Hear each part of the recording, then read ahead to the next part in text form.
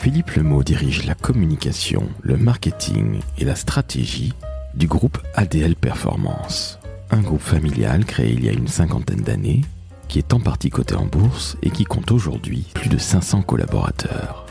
Une très très belle réussite des métiers de la communication, car ADL Performance, ce sont avant tout des métiers autour du data marketing. En d'autres termes, le digital, la communication, le conseil.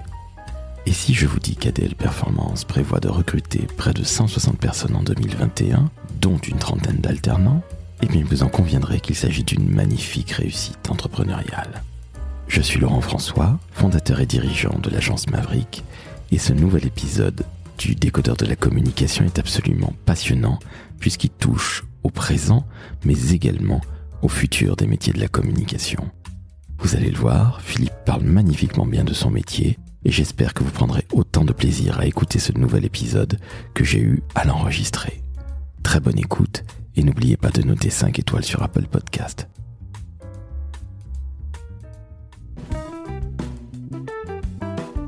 Le Décodeur de la communication, un podcast de l'agence Maverick. Salut Philippe. Bonjour. Comment ça va ? Ça va bien. Merci de me recevoir chez ADL Performance. Avec plaisir. Philippe, est-ce que tu peux nous présenter cette belle maison familiale qui existe depuis une 50aine d'années, qui est ADL Performance, s'il te plaît ? Donc ADL Performance, c'est un groupe qui existe depuis près de 50 ans, qui a été créé par Philippe Vigneron, qui est aujourd'hui le vice-président du conseil d'administration. Et c'est son gendre aujourd'hui qui est président-directeur général. Donc c'est une société familiale qui est détenue à 74% par la famille et le reste est coté en bourse. Et c'est un groupe spécialisé dans le data marketing. Alors évidemment, il y a 50 ans, ça s'appelait pas le data marketing, ça s'appelait le marketing direct. Mais avec la digitalisation et la dataification que ces activités ont connues, aujourd'hui, on est un vrai groupe de data marketing cross-canal qui a des activités B2C orientées vers la vente d'abonnements magazines et la vente d'assurance, notamment au travers de dispositifs marketing. Et ça, c'est des activités qu'on a en propre et qu'on opère avec des partenaires éditeurs ou des partenaires assureurs sur des bases de données clients de marques partenaires. Et puis l'autre aspect de nos activités, c'est des activités B2B, c'est-à-dire à destination des annonceurs, donc de prestations de services marketing allant de l'acquisition jusqu'à la fidélisation, en passant par l'activation, la conversion, tout un tas de dispositifs qui font qu'on aide les marques à faire plus de business ou à être plus performants dans la manière de faire leurs activités marketing et donc leurs activités commerciales. Merci pour cette présentation. Alors je vais rentrer un petit peu dans le détail parce que tu me parles de magazines. Vous en avez combien ? Je crois que vous en avez beaucoup, hein ? Alors, on travaille avec beaucoup d'éditeurs, les principaux évidemment, mais aussi des petits éditeurs. On doit avoir entre 300 et 400 magazines qu'on propose dans notre sélection et dans nos mailings ou dans nos emailings d'abonnement. Voilà, donc pour répondre à tous les souhaits finalement des consommateurs. Alors, évidemment, il y a des segments qui sont plus importants que d'autres. On a, par exemple, en 2020, vu une grosse progression de l'abonnement magazine sur la presse jeunesse. Parce que, effet confinement, les parents, en ayant sans doute un peu assez de voir leurs enfants sur tablette ou sur écran, se sont dit c'est le moment où ils vont pouvoir lire et ils vont pouvoir découvrir de la presse jeunesse. Voilà. Je suis bien passé pour le savoir. L'assurance, ça m'a étonné quand tu m'as présenté le groupe. Que vient faire l'assurance ? C'est un métier historique peut-être ? Oui, c'est pas un métier historique. Ça fait maintenant 7 ans que ça existe dans le groupe. Mais de la même manière que finalement la vente d'abonnements magazines via nos dispositifs marketing s'effectue depuis presque 50 ans. Il y a maintenant 7 ans, on a créé cette activité qui est de vente des polices d'assurance. Alors c'est des polices d'assurance très spécifiques, plutôt pocket, on appelle ça. Donc c'est-à-dire c'est des assurances de niche. On vend pas encore les multirisques habitation et des choses comme ça. Et donc, on vend ces polices d'assurance avec nos dispositifs marketing, ceux qui sont éprouvés depuis des années et des années, cross-canal vraiment, c'est-à-dire qu'on utilise le marketing direct, l'emailing, le téléphone, le web évidemment, et donc on le fait de la même manière que la vente d'abonnements magazine, mais avec des partenaires qui sont des assureurs et non pas des éditeurs. C'est assez étonnant, mais en tout cas, la mécanique reste exactement la même. Voilà, tout à fait.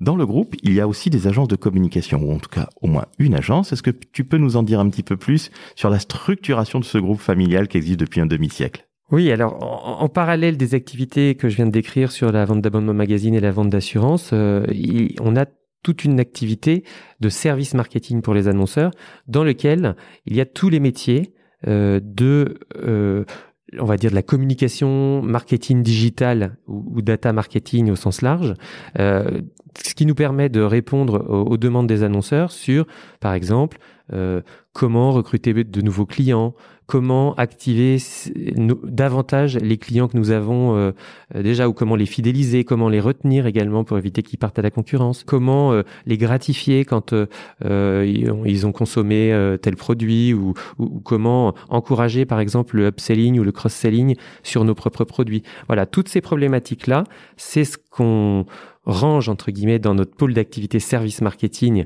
C'est finalement une sorte de structure d'agence au service des annonceurs, capable de répondre à l'ensemble des problématiques business des annonceurs.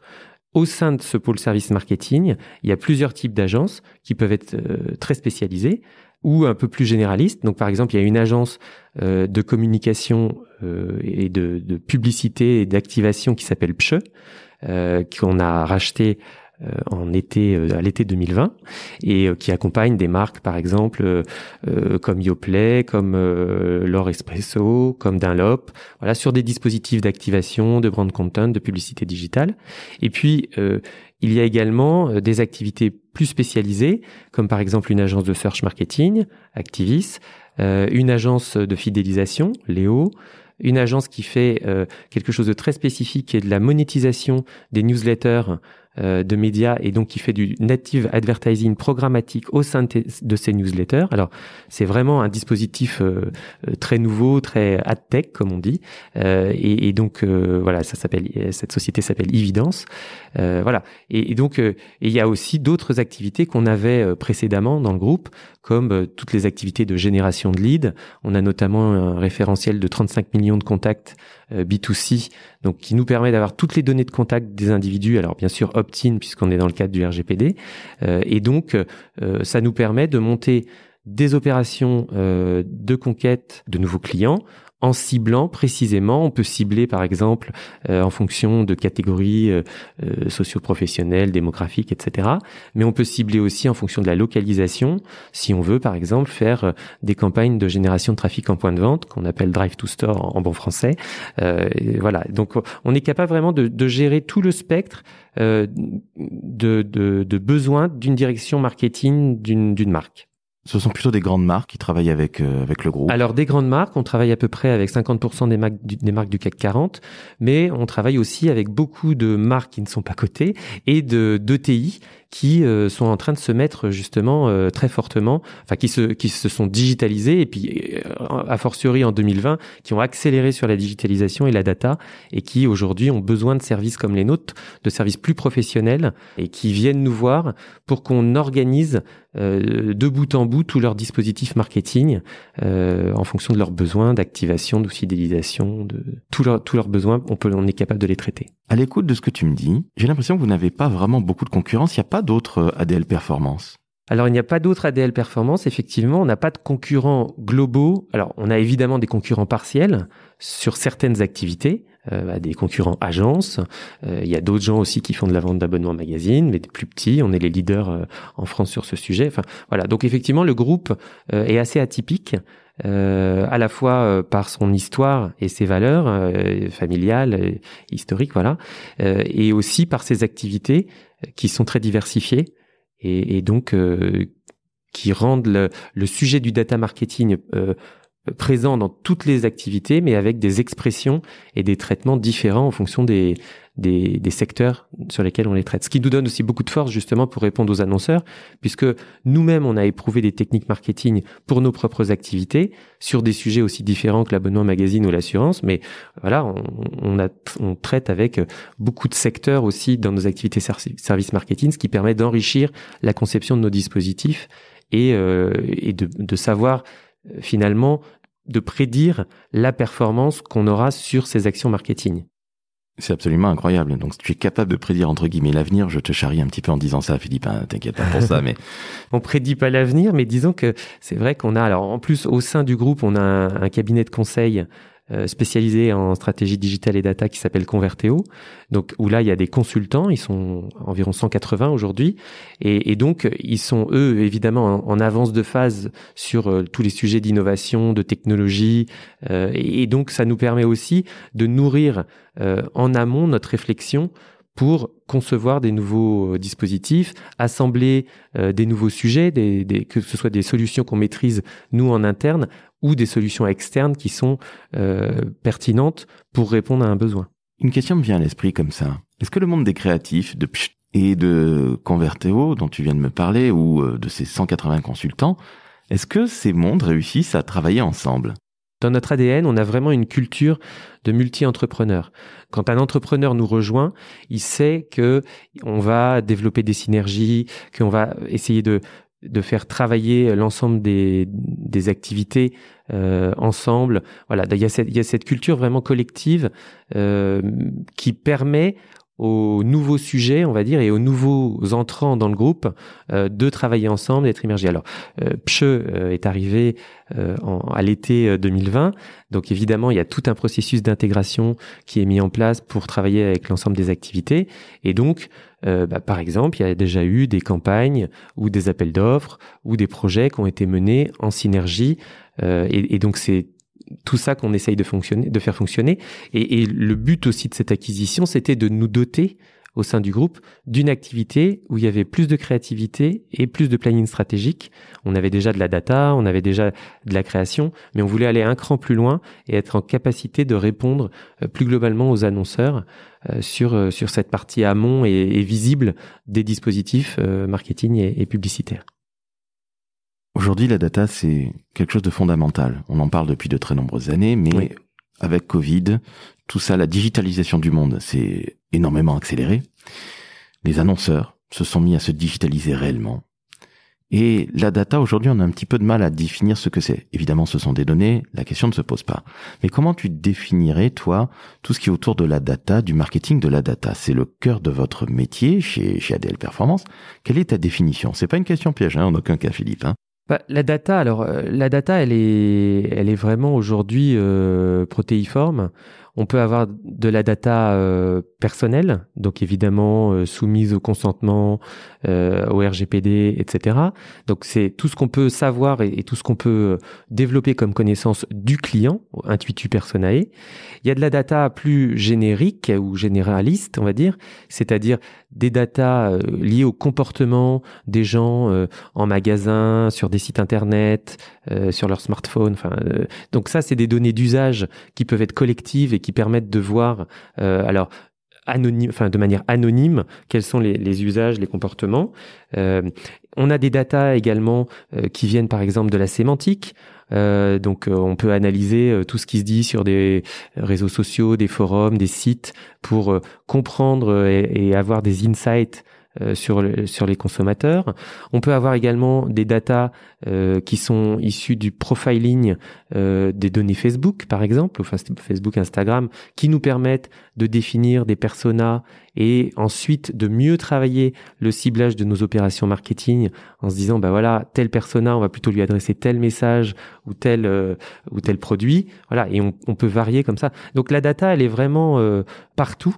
Et il faut pas forcément chercher à utiliser toute la data, mais il faut, dans ce big data, justement, identifier les données qui sont les plus pertinentes et les plus intéressantes pour communiquer et véhiculer les offres marketing et en obtenir la meilleure performance possible. Savoir faire le tri, en somme. Exactement. Alors, ça demande, particulièrement, on me demande souvent des jeunes gens qui cherchent à aller dans ce milieu, me disent, mais la data, est-ce qu'il faut être mathématicien? Est-ce qu'il faut être statisticien? Alors, il est vrai que le profil du directeur marketing aujourd'hui, il est vraiment en train de muter. C'est-à-dire qu'on avait plutôt un directeur marketing communicant qui était plus d'obédience publicitaire, on va dire, dans le passé. Aujourd'hui, avec l'ensemble des moyens qui permettent de rationaliser une campagne, finalement, de rationaliser un dispositif. Il faut que le directeur marketing s'intéresse aux chiffres. S'il peut être un petit peu statisticien ou matheux sur les bords, ça peut pas lui faire de mal. En tout cas, il faut qu'il ait un goût pour les chiffres, parce qu'aujourd'hui, c'est quand même beaucoup ça qu'on peut analyser avec tous les outils d'analytics ou de business intelligence qu'on peut avoir. Alors évidemment, c'est pas lui qui va traiter les données. Il y a beaucoup de profils enfin, de nouveaux métiers d'ailleurs qui se mettent à exister autour de la data, hein, des data scientists, des data engineers, des data architectes, enfin, et tout ça permet de créer de la valeur autour de la data et justement de faire le tri entre les bonnes données, les données intéressantes et celles qu'on garde pour plus tard, parce que peut-être plus tard on s'en servira, mais à cet instant T, elles n'ont pas forcément d'utilité.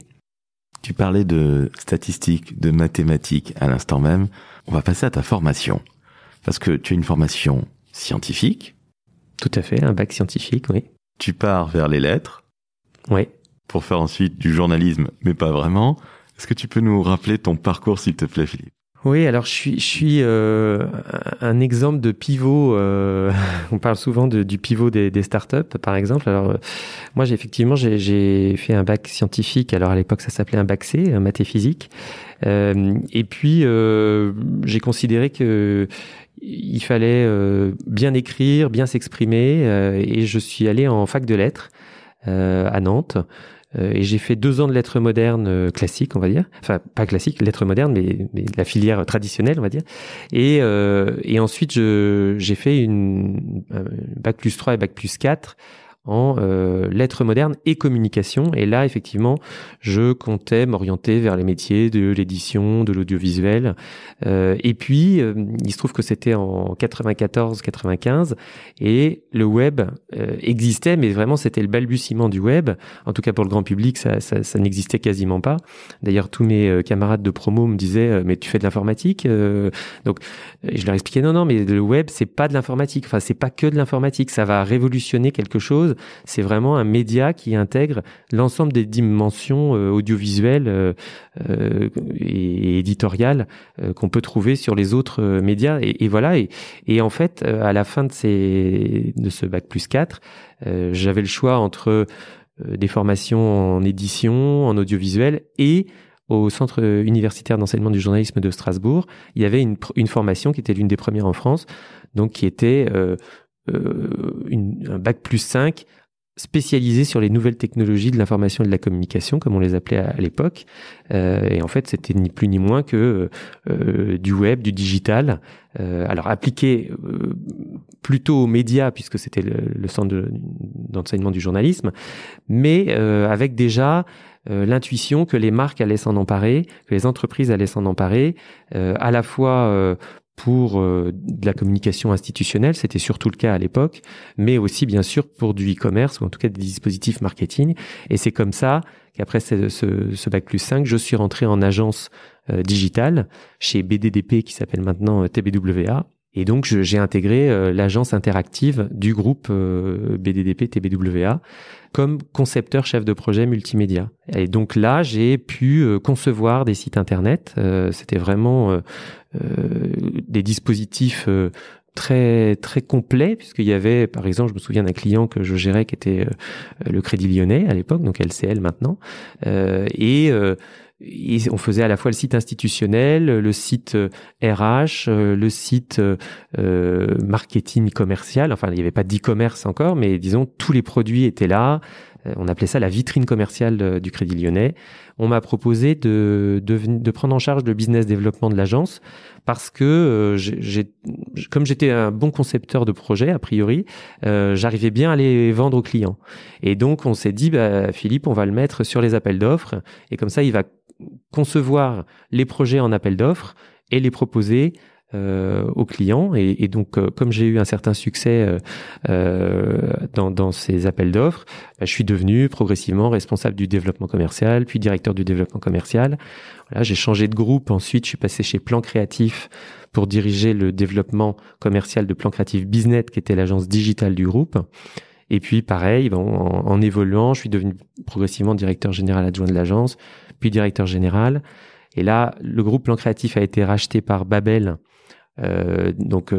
fondée par Laurent Habib. Et là, j'ai pris en charge à la fois les programmes digitaux et les programmes 360, parce que dans le groupe Plan Créatif, j'avais déjà pris en charge la dimension hybridation des métiers avec l'agence de com globale, pour que tout ce qu'on propose aux annonceurs ne soit pas seulement ou print, ou offline ou online, mais bien les deux.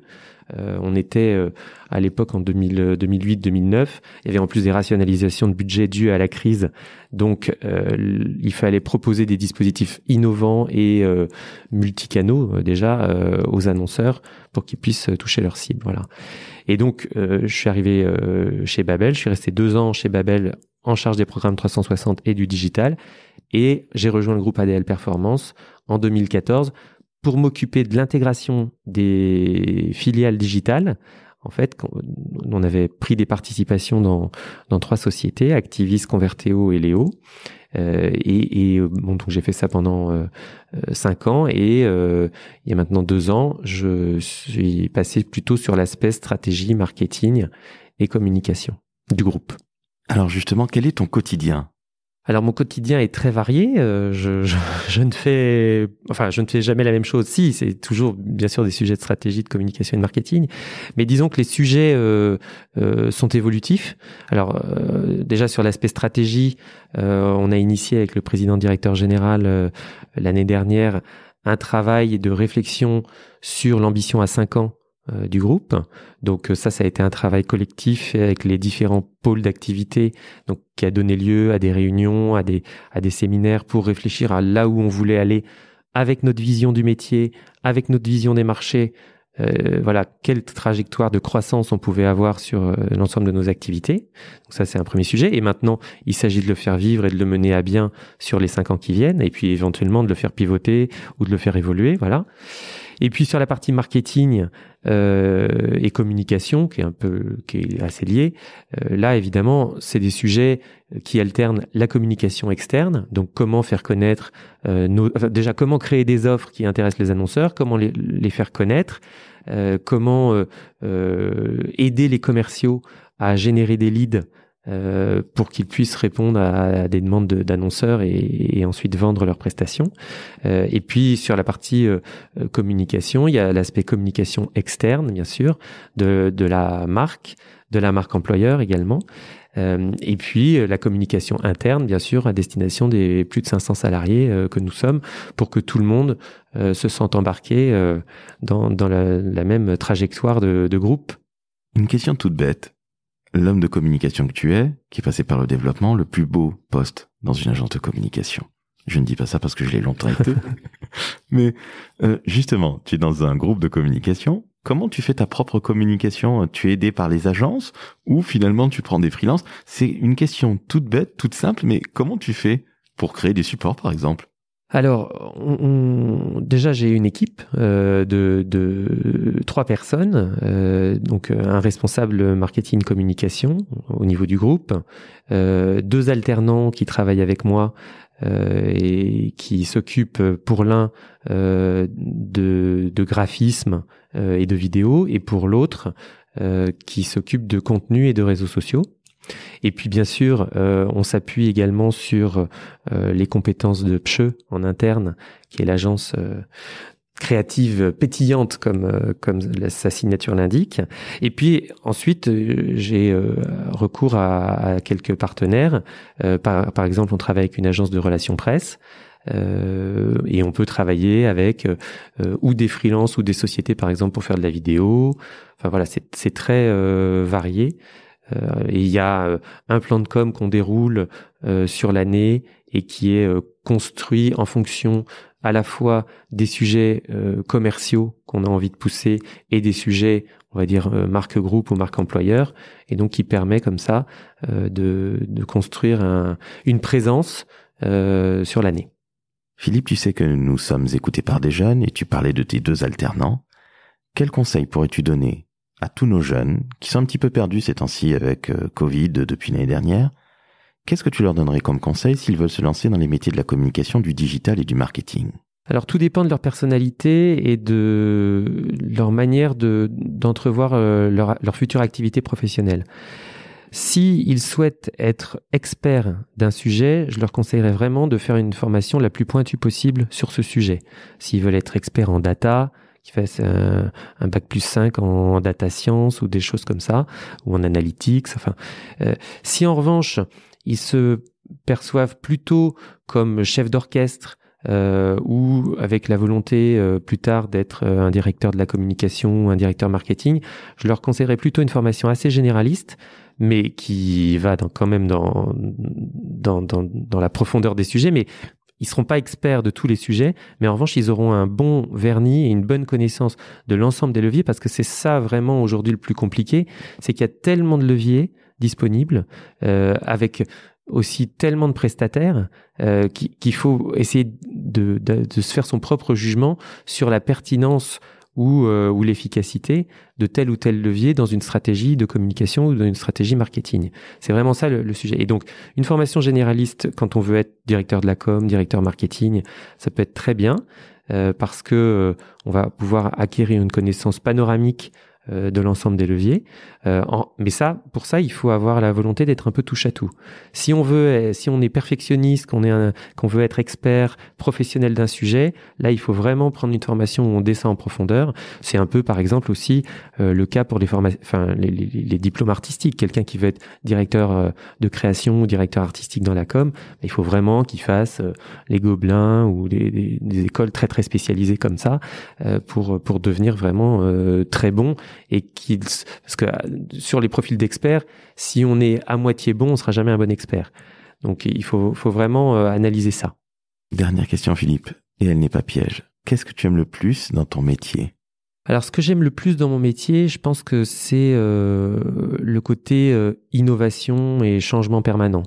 C'est vrai que quand j'ai choisi d'aller dans le digital plutôt que d'aller dans l'édition de l'audiovisuel, je savais que j'allais pas m'ennuyer, que ça allait être en construction, que c'était un secteur qui allait évoluer. Alors je savais pas comment il allait évoluer, hein. J'étais pas visionnaire à ce point, ou voyant, ou médium.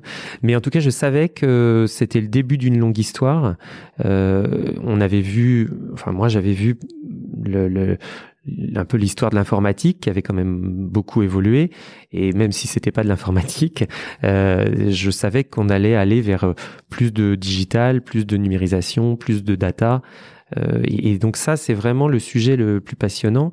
Alors aujourd'hui il est tellement passionnant qu'il peut être parfois un peu vertigineux, parce que quand on parle par exemple d'intelligence artificielle ou de choses comme ça devient assez conceptuel, mais c'est ça qui est intéressant et passionnant, parce que il y a plein de choses. Enfin aujourd'hui on manipule des smartphones très très facilement et avec une aisance parfois confondante pour les seniors par exemple, mais c'est vrai que en 92, quand le web a été créé, je pense que les gens étaient loin de s'imaginer que ça allait devenir ça.